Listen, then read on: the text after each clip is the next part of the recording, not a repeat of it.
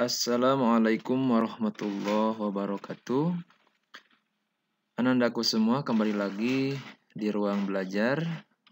Kali ini kita akan membahas tentang materi PAI kelas 7 bab 7 semester 2, yaitu tentang ingin meneladani ketaatan malaikat-malaikat Allah Subhanahu wa taala. Untuk anandaku semua yang belum subscribe, silahkan subscribe dulu videonya supaya menjadi orang pertama yang tahu updatean video dari channel ini. Oke, terima kasih yang sudah subscribe. Kita langsung saja masuk ke materinya.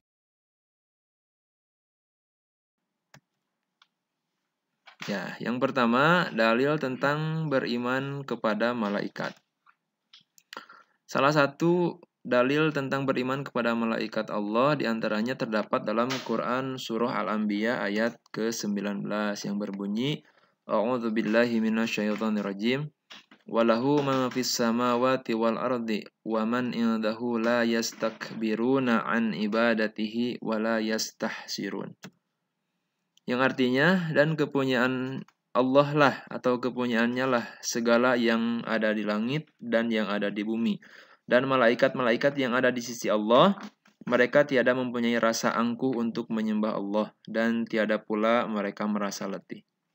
Jadi di dalam ayat ini disimpulkan bahwasanya di antara sifat-sifat malaikat itu memiliki ketaatan kepada Allah, yang mana mereka tidak sedikit pun memiliki rasa angkuh. Artinya malaikat itu tidak memiliki nafsu ya. Untuk selanjutnya, mereka menyembah Allah tidak pernah pula merasa letih. Ya, karena malaikat tidak diberi nafsu oleh Allah, maka tidak akan pernah merasa capek ataupun letih. Jadi ketika Allah memerintahkan malaikat untuk membaca tasbih, maka dia akan membaca tasbih sampai Allah menyuruhnya untuk berhenti. Ketika malaikat diperintah oleh Allah untuk ruku, farka'u, maka mereka ruku. Ketika Allah memerintahnya untuk sujud, maka malaikat akan sujud selamanya kepada Allah Subhanahu wa taala. Nah, iman kepada malaikat termasuk salah satu rukun iman, yaitu rukun iman yang kedua. Setelah kita beriman kepada Allah, maka kita diwajibkan beriman kepada para malaikat Allah. Yang mana malaikat ini diciptakan oleh Allah itu dari nur ilahi atau cahaya Allah. Malaikat diciptakan oleh Allah Subhanahu wa taala sebagai utusannya untuk mengurusi berbagai urusan. Yang mana urusan-urusan ini banyak sekali yang sangat tidak kita ketahui. Hanya saja mungkin kita mengetahui beberapa saja. Kemudian berikutnya ada di antara sifat-sifat atau perilaku malaikat yang harus kita ketahui. Yang pertama, malaikat itu selalu patuh kepada Allah Subhanahu wa taala, tidak pernah berbuat maksiat kepada Allah, karena malaikat itu memiliki keimanan kepada Allah, imannya itu matbu. Jadi tidak pernah berkurang dan juga tidak pernah bertambah. La yazidu wa la yanqusu. Keimanan malaikat itu tidak akan pernah bertambah dan juga tidak akan pernah berkurang. Jadi yang tadi dikatakan bahwasanya ketika malaikat disuruh untuk sujud kepada Allah, maka dia akan sujud selamanya. Ketika malaikat diperintah oleh Allah untuk ruku, maka mereka akan ruku selamanya kepada Allah. Kemudian yang kedua, sifat malaikat adalah malaikat dapat berubah wujud sesuai dengan kehendak Allah. Nah, di antara kelebihan yang dimiliki oleh malaikat, karena malaikat termasuk makhluk gaib, maka malaikat itu dapat merubah wujudnya sesuai dengan kehendak dan izin Allah Subhanahu wa taala. Yang ketiga, kadang-kadang malaikat Jibril datang kepada Nabi Muhammad SAW menyamar seperti sahabat yang bernama Dihyah Al-Kalbi. Terkadang juga seperti sahabat dari Arab Badui. Nah, ini merupakan salah satu sifat atau perilaku malaikat yang mana dicontohkan oleh malaikat Jibril sebagai rajanya malaikat. Nah, bahwasanya malaikat Jibril juga ketika datang kepada Nabi itu tidak selalu mewujudkan atau menampakkan wujud aslinya, tapi kadang-kadang dia menampakkan wujudnya itu menyamar seperti sahabat Nabi ataupun terkadang seperti orang Baduy dan sebagainya. Yang keempat, malaikat tidak makan dan tidak pula minum ya. Karena kan tadi disampaikan bahwasanya malaikat itu tidak memiliki hawa nafsu, maka malaikat tidak akan pernah merasa lapar ataupun merasa haus, yang mana otomatis malaikat itu tidak akan makan dan juga tidak minum ya. Beda dengan kita ya manusia. Yang kelima, malaikat tidak memiliki jenis kelamin. Tentu saja jauh berbeda, bertolak belakang dengan yang digambarkan oleh orang-orang Yahudi ataupun Nasrani ya, malaikat seperti perempuan yang setengah badannya itu adalah seekor kuda putih. Nah, itu yang digambarkan oleh orang-orang kafir ya, sangat bertolak belakang dengan yang dijelaskan dalam Al-Quran bahwasanya malaikat tidak memiliki jenis kelamin, bukan laki-laki, bukan pula seorang perempuan. Yang keenam, malaikat tidak pernah merasa letih dan tidak pernah pula berhenti beribadah kepada Allah. Ya, karena kuncinya, intinya malaikat tidak diberi hawa nafsu, maka tidak akan pernah merasa lelah, tidak akan pernah merasa letih, apalagi capek ya sampai berhenti beribadah kepada Allah. Tidak akan pernah. Yang ketujuh, malaikat senang mencari dan mengelilingi majelis zikir. Nah, dikarenakan malaikat diciptakan dari cahaya nur ilahi, sedangkan zikir juga merupakan salah satu hal yang dicintai oleh Allah, maka malaikat sangat senang sekali mencari dan mengelilingi orang-orang yang berzikir, apalagi di majelis-majelis zikir, majelis ilmu, tempat mencari ilmu gitu ya. Malaikat sangat senang sekali. Yang kedelapan, malaikat selalu berdoa bagi hamba Allah yang duduk menunggu waktu sholat. Nah, ini adalah salah satu atau beberapa sifat-sifat dan perilaku saja bisa menjadi pelajaran bagi kita semua. Yang berikutnya, perbedaan malaikat, jin, dan manusia. Yang pertama, malaikat diciptakan dari nur atau cahaya, sedangkan jin diciptakan dari narun atau api. Sedangkan kita manusia diciptakan dari tanah. Tapi di sini harus kita pahami ya, yang diciptakan dari tanah itu hanya Nabi Adam alaihissalam saja. Sedangkan kita hanya diciptakan dari saripati tanah. Jadi maksudnya seperti apa? Maksudnya apa yang kita makan dari saripati tanah, dari tumbuhan, itu kan berasal dari tanah. Kemudian saripatinya hasilnya dimakan oleh manusia, maka terciptalah kita ya. Diciptakan dari saripati tanah. Hakikatnya ya. Kemudian yang kedua, malaikat merupakan makhluk gaib atau yang tak kasat mata. Jin juga merupakan makhluk gaib. Sedangkan manusia adalah makhluk yang zohir atau makhluk yang bisa dilihat oleh mata atau kasat mata ya. Yang berikutnya, malaikat selalu patuh dan taat kepada perintah Allah. Sedangkan jin ada yang patuh, ada yang durhaka atau membangkang terhadap perintah Allah. Dan manusia ada yang patuh dan juga ada yang durhaka, sama seperti jin ya. Manusia juga, jin juga sama seperti manusia, ada yang kafir, ada yang beriman. Nah, sama ya. Jin yang membangkang terhadap perintah Allah disebut iblis. Kalau jin yang membangkang kepada Allah kemudian menghasut manusia untuk durhaka kepada Allah disebut setan atau syaitan ya bahasa Arabnya. Jadi mau dari golongan jin, mau dari golongan manusia. Jadi setan itu ada dua golongan, ada jin, ada setan jin, ada setan nas atau manusia. Nah, jin yang membangkang terhadap perintah Allah disebut iblis. Rajanya iblis adalah Ajazil. Kemudian iblis ataupun jin yang membangkang kepada Allah kemudian menghasut manusia untuk durhaka kepada Allah disebut syaitan atau setan. Manusia juga sama. Kalau ada manusia yang mengajak untuk durhaka kepada Allah, maka dia adalah setan. Jadi setan dari golongan manusia, ada setan dari golongan jin, ada setan dari golongan manusia. Berikutnya yang keempat, malaikat tidak makan dan tidak minum. Jin makan dan minum. Manusia makan dan minum. Karena jin juga diberi nafsu ya. Yang kelima, pikiran jernih dan lurus. Malaikat itu pikirannya lurus.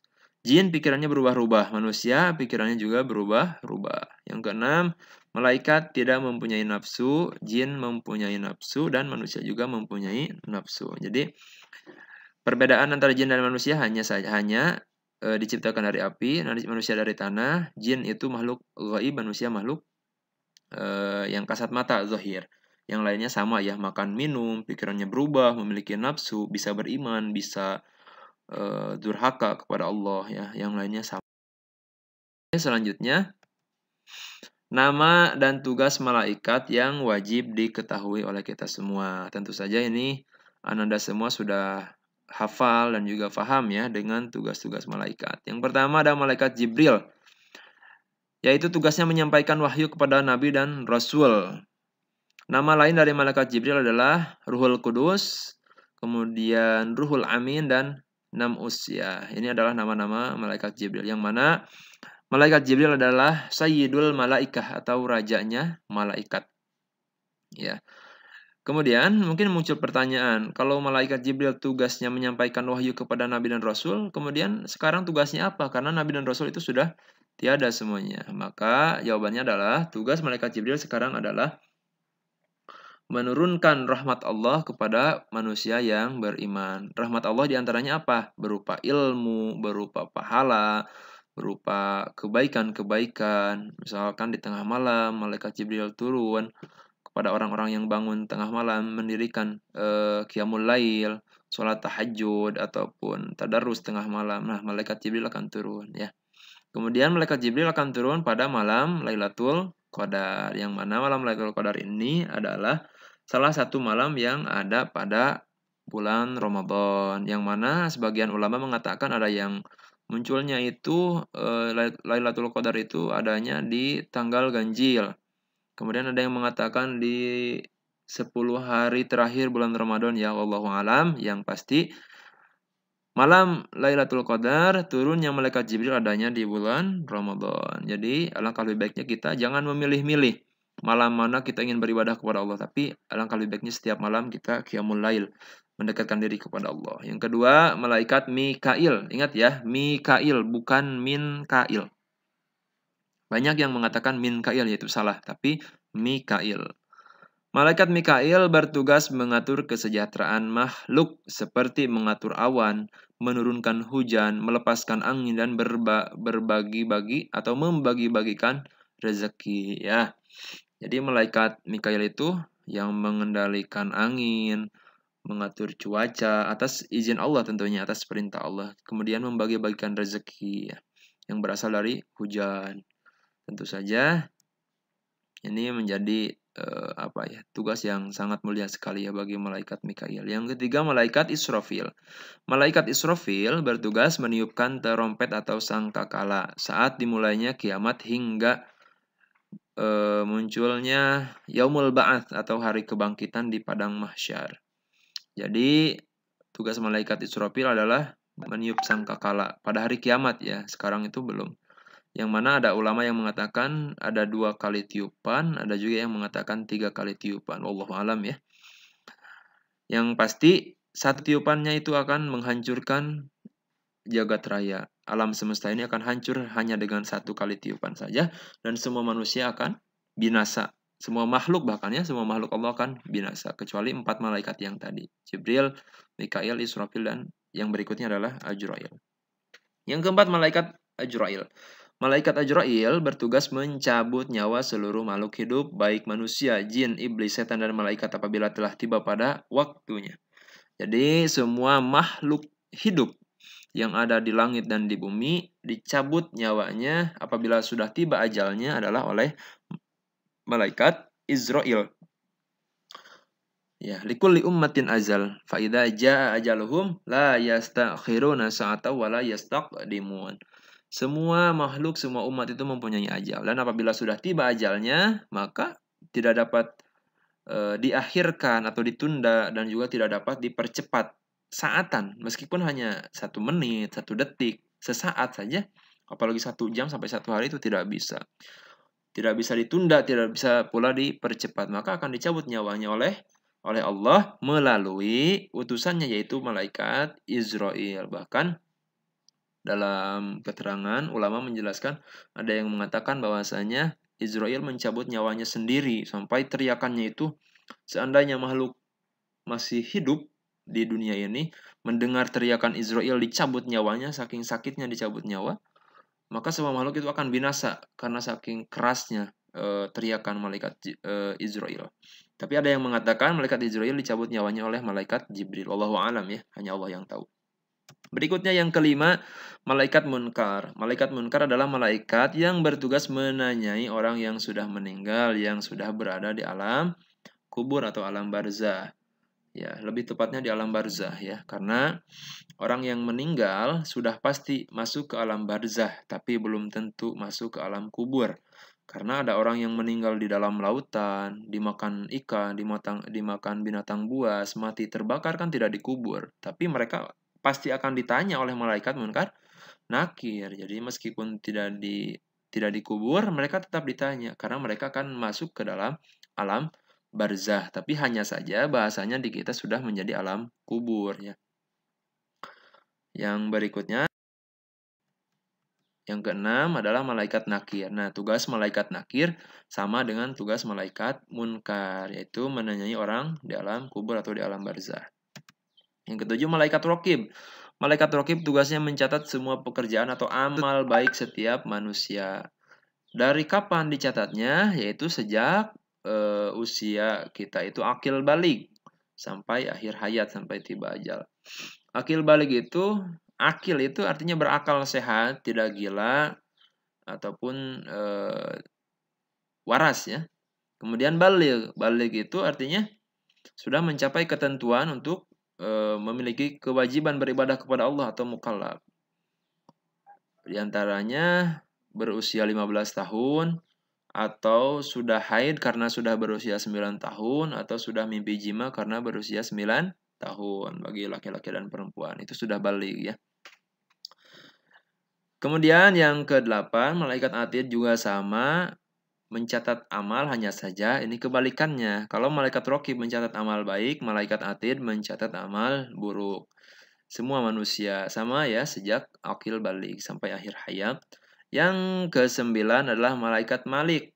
Malaikat Malik disebut juga malaikat Zabaniyah karena tugasnya menjaga neraka dan juga mengatur siksa atau azab bagi para penghuni neraka. Malaikat Zabaniyah atau malaikat Malik konon katanya tidak pernah tersenyum, wajahnya selalu seram, menyeramkan ya, tidak pernah tersenyum karena karena dia menjaga orang-orang yang durhaka kepada Allah di dalam neraka. Yang terakhir malaikat Ridwan. Malaikat Ridwan adalah malaikat yang bertugas menjaga dan mengatur kesejahteraan para penghuni syurganya Allah Subhanahu wa taala ya. Mudah-mudahan kita termasuk ke dalam golongan orang-orang yang dirindukan surga oleh Allah Subhanahu wa taala. Amin ya Allah ya rabbal alamin. Untuk selanjutnya, nah, setelah kita mengetahui nama-nama dan tugas malaikat serta sifat-sifat malaikat, alangkah lebih baiknya kalau misalkan kita memiliki perilaku, bahwasanya perilaku kita ini mencerminkan iman kita kepada para malaikat Allah. Contoh, iman kepada malaikat Jibril, kita selalu berusaha mencari dan memohon hidayah kepada Allah, bersyukur dengan cara banyak berbagi ilmu. Jadi ketika kita mengetahui suatu ilmu, maka berbagi ya, sharing dengan orang lain yang belum mengetahui. Yang kedua, iman kepada malaikat Mikail, berusaha dan maksimal untuk mencari rezeki yang baik dan halal. Ya, tentu saja ini harus menjadi motivasi bagi kita semua untuk semangat bekerja, semangat kerja keras, kerja cerdas, kerja ikhlas ya, untuk mendapatkan rezeki yang baik tapi juga halal, bukan hanya baik ya, harus halal. Kemudian iman kepada malaikat Israfil, supaya kita memohon kepada Allah agar diselamatkan dalam menghadapi musibah, menghadapi huru-hara dunia, fitnah dunia, maupun semua yang terjadi nanti pada waktunya di hari kiamat. Ya, kita memohon pertolongan, perlindungan kepada Allah agar selalu dijaga diri kita dari berbagai musibah, atau disabarkan ketika mendapatkan musibah ya. Ini merupakan cerminan bahwa kita beriman kepada malaikat Israfil. Berikutnya, perilaku yang mencerminkan bahwa kita beriman kepada malaikat Israel adalah berusaha mempersiapkan diri untuk menghadapi kematian. Ya. Karena Sayyidina Ali mengatakan an-nasu niyamun wa idza matat intabaha. Sekali lagi, an-nasu niyamun wa idza matat intabaha. Sesungguhnya manusia itu sedang tidur. Wa idza matat, dan ketika meninggal, ketika mati, intabaha, maka barulah mereka terbangun. Artinya hidup di dunia ini adalah fata morgana ya, tipu muslihat, karena sesungguhnya kehidupan yang asli yang abadi adalah di akhirat, yang mana diawali dari alam barzah atau alam kubur. Maka selagi kita hidup di dunia, pergunakanlah waktu kita, karena hidup cuma sekali, gunakan untuk mempersiapkan bekal, segala bekal yang akan kita bawa ke alam akhirat, yaitu amal soleh atau amal baik. Kemudian iman kepada malaikat munkar dan nakir, yaitu selalu memohon kepada Allah agar dilapangkan di alam kubur dan diringankan dari siksa kubur. Ya, salah satu beberapa amalan yang bisa meringankan siksa kita di alam kubur atau melapangkan kita di alam kubur, yaitu dengan membaca Al-Quran, memperbanyak tasbih, memperbanyak sedekah, dan juga bersilaturahmi. Ya. Kemudian yang berikutnya beriman kepada malaikat raqib dan atid. Selalu memiliki niat baik dalam segala perbuatan baik dan juga menjauhkan diri dari perbuatan dan perkataan yang kotor atau yang tercela. Ini menjadi perilaku kita yang mencerminkan bahwasanya kita beriman kepada malaikat raqib dan atid.